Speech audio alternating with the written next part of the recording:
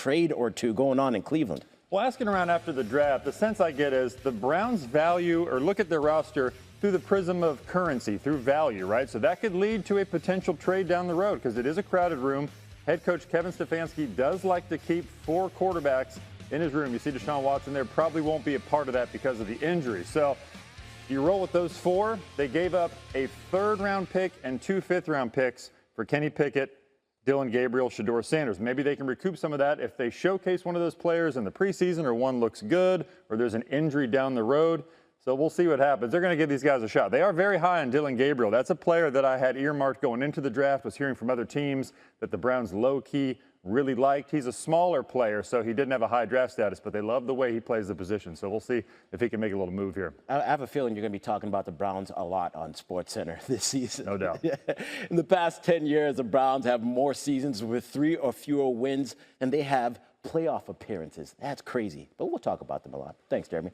Thanks, man. Putting a bow on it. I mean, you mentioned how if you're Stefanski, you know, maybe you play Dylan Gabriel or Shedeur. I mean, they can't take 4 in, right? Like, how do you see this competition going? You know, I see it, just to throw it out there, and then you can tell me if I'm off or not, that they're just going to look at Flacco and say, we know you. Okay, and we're going to have you, and you may damn well be the week 1 starter. So we're just going to remove you. You can be ready tomorrow. So we're not going to worry about you, right? He's on the team, and then it's a game of 2 spots for 2 rookies and a guy who's trying to reclaim his status as a first-round draft choice quarterback in Kenny Pickett, right, Dan? I mean, how does this work? Yeah, so it was obvious that once they traded out of the number 2 position, that at least at that position there wasn't looking forward to 2026. That you get that second first-round pick in 2026. I understand value, but when you're an organization that doesn't have a quarterback, that is naturally going to be, rightfully so, what we attach the thought process to. So there's, you know, and initially my mind goes to, okay, there's got to be overall looking at that class and saying there's some really high potential guys that might be in that class. So if you are the Browns and that's your thought process, I agree with you. Joe can go out and play probably competent football tomorrow. So if that's what you have, and you think as an organization that the general manager and the head coach are the right people, really indifferent of results this year, outside of, oh my gosh, it's a total disaster, then I really do think you want to do everything you can to figure out Dylan Gabriel and Shedeur Sanders. And did you find a guy that all of a sudden becomes Brock Purdy, all of a sudden becomes Dak Prescott, all of a sudden becomes a mid-round pick that overplays where he was selected, and maybe then quarterback's not that pressing need in the first round next year. Maybe you get to be in the advantageous situation that not only did you steal a starting quarterback, but you got him in a later rounds, and now you can really build a roster that can go on a 2 or 3 year run around that quarterback. So I think that's probably the way that I would go about it if I was Cleveland. Now, if both of those guys in camp tell you we can't play, like we're not good, we're not good players, or early on in the season, then you have a starter that can keep you in football games and play good winning football. Yeah, I just find it that they're going to, I don't know. The way I look at it, I see it's more likely Flacco, Pickett, and one of the rookies than Flacco and 2 rookies. That, you know what I mean? What would be the so I think the pushback that I would have to that, Rich, is what would be the benefit to keeping a Kenny Pickett over the 2 rookies? Let's say they're one's an 8 and one's a 7 out of the 1 through 10 rating type of thing. I don't know. Winning games, it's just that simple, you know. And I know winning games in the long run, if you're already looking over the steering wheel at 2026, is not optimum. I don't know, man. I think one of them might show in training camp whether they're ready or not. And I agree. You know, and so carrying 2 rookies in Flacco means you're really opening your season up to being one long training camp for 2026, or at least a laboratory for your draft. And I just don't know if that's the way Myles Garrett, is this the quarterback plan that he had, was 5 guys, 2 rookies? You know? Yeah. I mean, yeah. I mean, with Watson sitting out there too. still on their roster. I totally understand that. I guess the counterpoint I would have thought process is, and with all due respect to Kenny, it's not like Kenny Pickett's Myles Garrett's gonna go, all right, we kept Kenny, instead. So, I think that, Cleveland's obviously in a better place than they were to start the draft at the quarterback position. And, when you're in those positions, you're always trying to find players that overperform, right? And, while Kenny might have had, now maybe Kenny becomes a trade piece. Maybe Kenny has a really good training camp and becomes a training camp preseason, and some team needs a guy that can go play good football. So, again, it's going to be decided on the field. But I think if both those guys show signs as rookies, I'd be hard pressed to not try to figure out who and what they are. Catch the Rich Eisen Show live weekdays from 12 to 3 p.m. Eastern on Roku Sports Channel in the U.S. Won't hold you to it, just fun. And if you're right, we'll bring it up. If you're wrong, this never happened. How does that sound, Albert? For a deal before I even ask the question. The number of rookie starting quarterbacks in 2025. Give it to me. So that like everybody ignores these if they're right?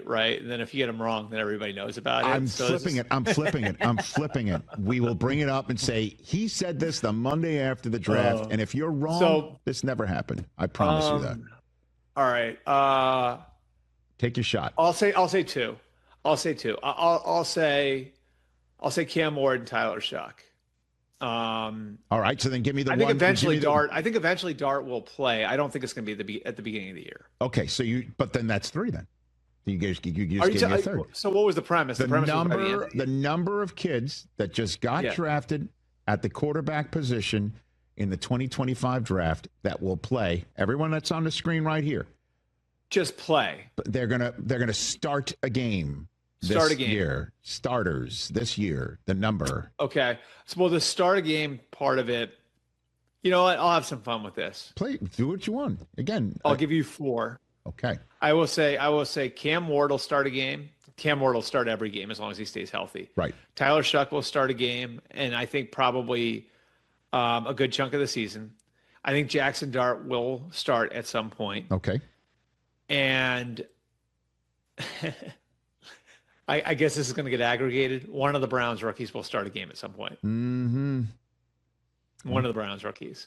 And look, like, I think, honestly, if we're being honest about this, so I love Dylan Gabriel as a player, but I think Shedeur is more talented. We can talk about the talent issue and how it was overblown with Shedeur, right? And I don't think he was ever considered by anybody, who actually studies these guys for a living. I don't think he was ever considered top 5 talent, but that also doesn't mean he's an undrafted free agent talent wise. You know what I mean? He does have ability. So I do think in camp, it's going to be, that's going to be such an interesting quarterback room with, Kenny Pickett, who's playing for his career in there, Joe Flacco, who comes in as the starter, and then 2 rookies battling it out. And, it's not impossible to see a scenario where Shedeur or Dylan Gabriel start the game. And gun to my head, I would think maybe as long as Shedeur internalizes all of this, the right way and,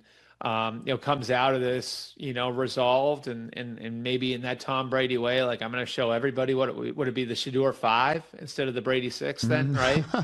Well, the Shedeur 143. Actually, well, no, but how many quarterbacks? I know that he was a 6th, right? Pop it up on the screen again, there, I think it was, Mr. Hoskins, if you don't mind.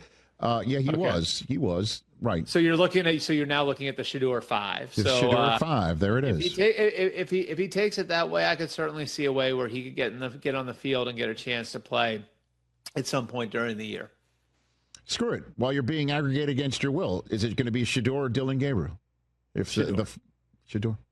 Okay. I like Gabriel too, and I honestly I'm being completely honest when I say I did not like I didn't like all the Dylan Gabriel hate that was out there, because he's a really good college player. You know what I mean? And he's small, no question, but he's only 2 inches shorter than Shedeur. That's that. So I was surprised that Dylan Gabriel went ahead of Shedeur, but I didn't think it merited just crushing Dylan Gabriel. Dylan Gabriel was really good in college.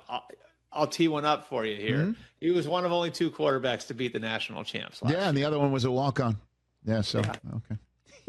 He was small also. I know you did. Too small to beat us. For sure. Listen, Gabriel, and we met him. We had him on the show. He was really impressive, and I totally would understand why a team would fall in love with him and say, we are willing to develop you. We're willing to work with you. We're willing to spend a 3rd-round pick on you. It was just the coming back and taking Shedeur later on with trading your last pick to do it. I mean, when I look at Shedeur, when I look at Dylan Gabriel, why can't he be Chase Daniel, which is a valuable player to have, right? Xin chào các bạn, mọi người đã quay trở lại với kênh của mình. Hôm nay mình sẽ tiếp tục hướng dẫn các bạn làm vòng. Hôm nay vòng của mình sẽ có tiêu đề là đôi dép.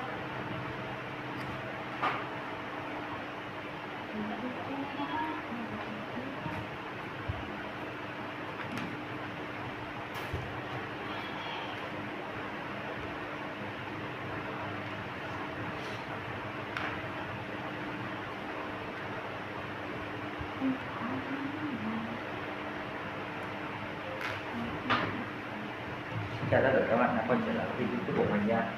Video hôm nay mình sẽ play cho các bạn xem. Bây giờ mình sẽ bắt đầu vẽ.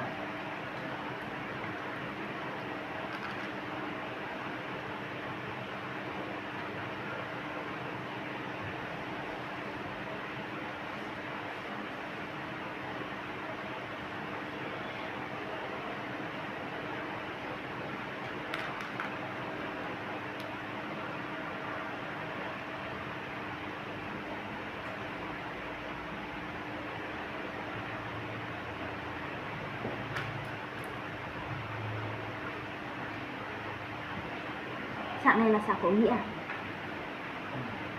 Sạc ở đây.